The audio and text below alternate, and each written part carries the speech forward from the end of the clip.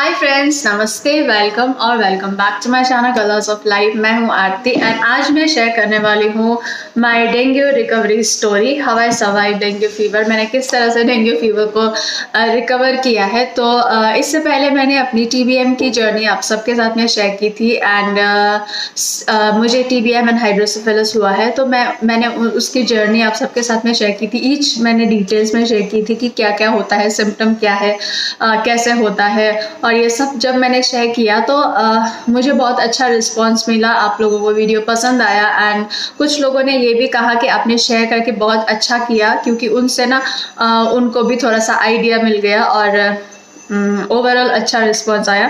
तो मैंने सोचा क्यों ना मैं अपनी डेंगू की स्टोरी भी शेयर करूं। सुनने में तो बहुत कॉमन बीमारी लगती है, लेकिन ये जब होती है तो बहुत ही बुरा हाल होता है। So let's get started with the video.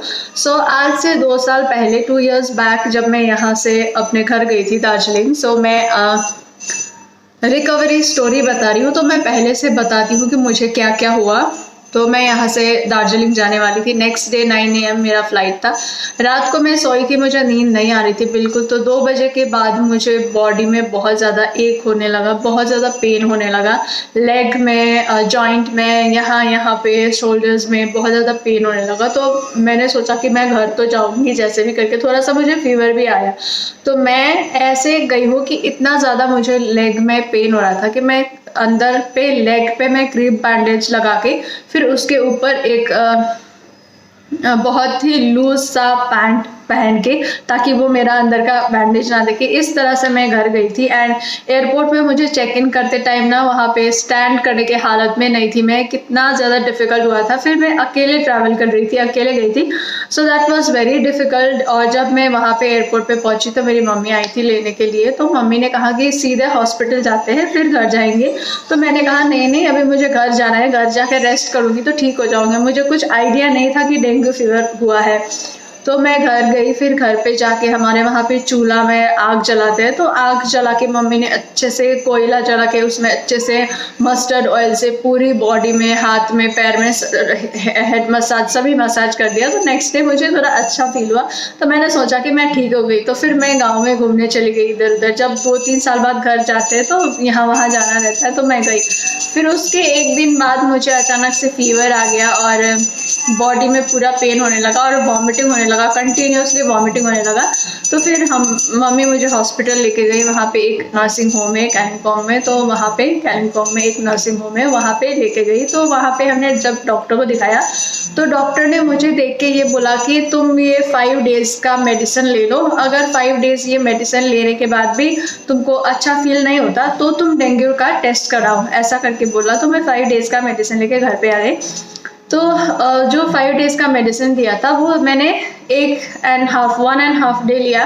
But वो मेडिसिन लेने के बाद तो मेरी हालत ना और भी ख़राब हो गई, और भी वॉमिटिंग और कुछ ही एनर्जी ही नहीं थी, इतनी बुरी हालत हो गई थी। तो फिर से हम उस हॉस्पिटल में गए, शाम को गए थे 5 बजे वो क्लिनिक में गए और उसी डॉक्टर से मिले। तो उस टाइम ना वो डॉक्टर इतना रूड था, उसने मुझे बोला कि मैंने तुमको डेंगू का टेस्ट करके आने के लिए बोला था, अभी मैं तुम्हें नहीं देख सकता, पहले टेस्ट करके आओ फिर मैं देखूंगा। तो मैंने बोला सर आपने 5 डेज के लिए मेडिसिन प्रिस्क्राइब किए थे, 5 दिन बाद भी ठीक नहीं होता तब डेंगू टेस्ट करने के लिए बोला था। तो वो डॉक्टर ने बोला कि नहीं मैंने तुम्हें डेंगू टेस्ट के लिए दिया था, अब तक डेंगू टेस्ट क्यों नहीं किया, ऐसा उसने मुझे बहुत डांटते हुए ऐसा बोला। तो फिर वहाँ पे हमने पूछा डेंगू टेस्ट के लिए, तो वो लोग बोले कि अभी तो क्लोज हो चुका है, कल ही होगा। तो मेरी हालत इतनी ख़राब हो चुकी थी कि मुझे अब मेरे घर वाले घर पे तो नहीं रख सकते थे, हॉस्पिटल में एडमिट करना ही था। तो मम्मी ने बोला कि वहाँ पे एडमिट कर देते हैं, लेकिन वहाँ के हॉस्पिटल में बोला कि अभी बेड भी नहीं है, आप दूसरे हॉस्पिटल ले जाओ। तो वहाँ का स्टाफ जो है, डॉक्टर जो है, बहुत रूड था, मतलब कुछ भी उन लोगों ने कोऑपरेट नहीं किया। उससे पहले तो उन्होंने बोला था कि 5 डेज के बाद में टेस्ट कराएंगे, 5 डेज दवाई ले लो, अगर ठीक नहीं हुआ तब टेस्ट कराना है। बट 2 दिन बाद मैं गई तो ऐसा हुआ, उसने सीधे मुझे ना केबिन के अंदर भी घुसने नहीं दिया। जहाँ पे हम केबिन के बाहर से ही उसने मेरी प्रॉब्लम मैंने बताई तो उसने वहीं से मुझे बाहर निकाल दिया, ऐसा कर दिया। तो फिर मेरी मम्मी लोग मुझे कालिम्पोंग सब डिवीज़न हॉस्पिटल लेके गए। वो गवर्नमेंट हॉस्पिटल है, बड़ा हॉस्पिटल है, गवर्नमेंट हॉस्पिटल है। तो वहाँ पे लेके गए, फिर वहाँ पे मुझे एडमिट किया। तो मेरे ब्लड सैंपल्स लिए गए टेस्ट कराने के लिए। तो गवर्नमेंट हॉस्पिटल्स में अक्सर ये होता है कि टेस्ट कराने के लिए ब्लड सैंपल तो लेके जाते हैं, लेकिन रिपोर्ट कभी आता ही नहीं है। रिपोर्ट कभी आता ही नहीं है, 2-3 दिन हो गए, रिपोर्ट तो कुछ दिखाते नहीं है, बट सैंपल ही लिए जा रहे हैं। तो 3 दिन के बाद डॉक्टर ने बोला कि तुम्हारा डेंगू हुआ है, प्लेटलेट्स काउंट बहुत कम है, तो तुम्हें यहाँ से सिलीगुड़ी लेके जाओ बोला। क्योंकि सिलीगुड़ी जो है मेरे टाउन से ऑलमोस्ट कितने 50-60 किलोमीटर कितना होगा, तो वहाँ पे अच्छी मेडिकल फैसिलिटीज़ है मेरे टाउन के हिसाब, अगर मेरे टाउन के कंपैरिजन में वहाँ पे अच्छी मेडिकल फैसिलिटीज़ है। तो वहाँ से उन लोगों ने मुझे सिलीगुड़ी लेके जाओ, यहाँ पे हम ट्रीटमेंट नहीं कर सकते बोला। तो फिर हमने वहाँ पे एम्बुलेंस पे डाल के सिलीगुड़ी लेके गए। और वो कालिम्पोंग से सिलीगुड़ी का रास्ता मुझे पता है कि मैंने किस तरह से काटा है। एवरी 15 मिनट से मुझे वॉमिटिंग हो रहा था, तो 15 मिनट बाद भैया गाड़ी रोक दो, उतरे, वॉमिट किए, फिर गाड़ी में चढ़े, फिर थोड़ी देर गए, फिर वॉमिट करने के लिए फिर से उतरे। इतना ज़्यादा हो गया, मैंने गाड़ी के अंदर ही वॉमिट कर दी थी। तो ऐसा हो गया हालत। और हम लोग सिलीगुड़ी पहुँचे। तो सिलीगुड़ी पहुँचने के बाद वहाँ पे एक प्राइवेट नर्सिंग होम में गए हम लोग। उसका नाम था कुछ, नाम भी यहाँ पे लिखा है मैंने, हाँ, वो नायक नर्सिंग होम करके है, सिवोक रोड में शायद। अभी मुझे इतना पता भी नहीं है लोकेशन एग्जैक्ट, बट वहीं पे सिलीगुड़ी में नायक नर्सिंग होम करके एक नर्सिंग होम है। तो हम लोग वहाँ गए। जैसे डॉक्टर ने मुझे देखा, डॉक्टर ने बोला कि तुम्हारा ब्लड डोनेट करने के लिए कौन आया है। तो हम लोग तो ऐसे मतलब शॉक्ड हो गए, कुछ समझ में नहीं आया कि ब्लड डोनेट करने के लिए कौन आया है। तो फिर डॉक्टर ने बोला, तो मेरी मम्मी को बोला, आपके पेशेंट को डेंगू हुआ है, प्लेटलेट्स काउंट कम है, तो प्लेटलेट्स लगाने पड़ेंगे। तो उसके लिए तो आपको ब्लड डोनेट करने के लिए कोई लेके आना पड़ेगा, क्योंकि ब्लड बैंक में कभी कभी नहीं मिलता है प्लेटलेट्स, ऐसा करके उन्होंने बोला। तो फिर मुझे वहाँ पे एडमिट कर दिया। और और एडमिट करने के बाद में मुझे फिर उन्होंने कहा कि प्लेटलेट्स काउंट बहुत कम है, दवाई से नहीं होगा, प्लेटलेट्स ट्रांसफ्यूजन कराना पड़ेगा। तो प्लेटलेट्स ऐसे यहाँ से नर्व से, ऐसे वेन्स से यहाँ से लगाते, वैसे ही जैसे ब्लड देते वैसे ही।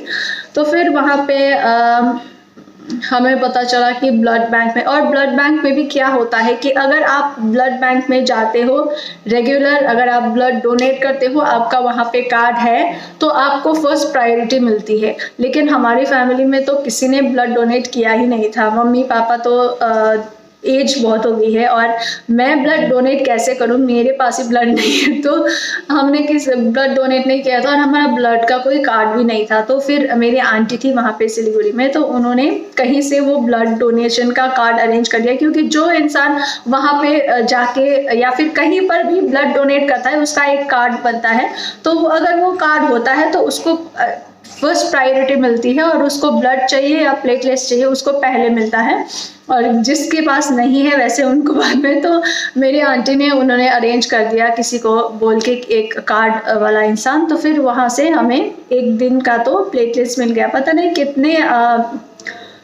कितना ml मुझे लगाया वो नहीं पता, बट मुझे 3 बार लगाया था। तो उस दिन मेरा हो गया 2 यूनिट बोला, तो 2 यूनिट मेरा उस दिन हो गया प्लेटलेट्स। और वो 2 यूनिट प्लेटलेट्स लगाने के बाद मुझे वॉमिटिंग भी कम हुई, मुझे बहुत कम ये हुआ। और इतना मैं बोल रही हूँ, लेकिन मैं ना आपको ये बताना भूल गई कि मुझे एक्चुअली में सिम्टम्स क्या थे। तो मैं सिम्टम्स बता देती हूँ। वैसे भी मैंने पहले ही बताया कि मुझे वॉमिटिंग हो रहा था, हेडेक हो रहा था, फीवर था। तो मुझे हेडेक हुआ, वॉमिटिंग हुआ, फीवर हुआ, और बॉडी में पूरी तरह से रेड हो गया था। यहाँ पे मैं पिक्चर लगा देती हूँ, आप लोग देख सकते हो। जब आपकी बॉडी में प्लेटलेट्स कम होता है तो बॉडी ऐसा होता है। तो अगर आपके घर में किसी को फीवर आया है, एंड फीवर आते आते अगर उनकी बॉडी ऐसी हो गई है, पूरी रेड हो गई, तो आप समझ लेना कि उनको डेंगू हुआ है, और तुरंत हॉस्पिटल लेके जाइए। क्योंकि हम लोग कहते हैं कि कॉमन डिजीज है, लेकिन मेरे गांव में एक लड़का डेंगू की वजह से उसका डेथ भी हुआ है।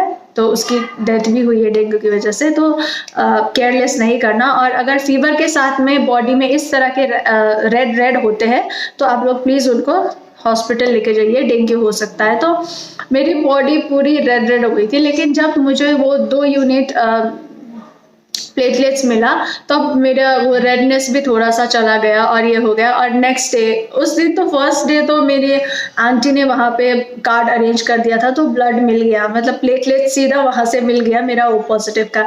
नेक्स्ट डे तो हमें ब्लड बैंक में मिला ही नहीं, ब्लड ही नहीं मिला। तो फिर हमें ब्लड ओ पॉजिटिव का ब्लड ढूंढना पड़ा। पहले तो हमने बहुत ज़्यादा कॉन्टैक्ट्स किए, कॉल्स किए, बट कहीं नहीं मिला। और एंड में मेरे कज़न के पास में था, और वो मेरा कज़न जो है वो इतना दूर से मतलब आके भी उसने पहले ब्लड डोनेट किया।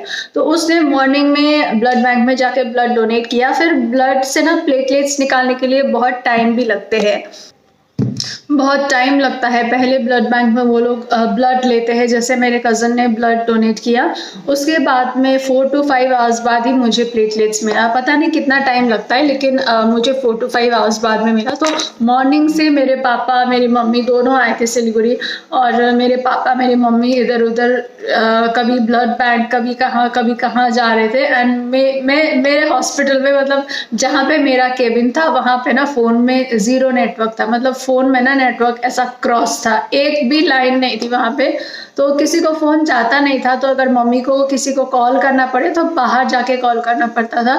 तो बहुत ज़्यादा प्रॉब्लम हुई थी सेकेंड डे में प्लेटलेट्स के लिए। बट फाइनली मेरा कज़न उसने दे दिया। Not my first cousin, but हाँ रिलेटिव में कज़न ही है, तो उसने दे दिया। फिर मेरा उस दिन भी प्लेटलेट्स हो गया। तो 2 unit first day, second day 2 unit मेरा लग गया प्लेटलेट्स।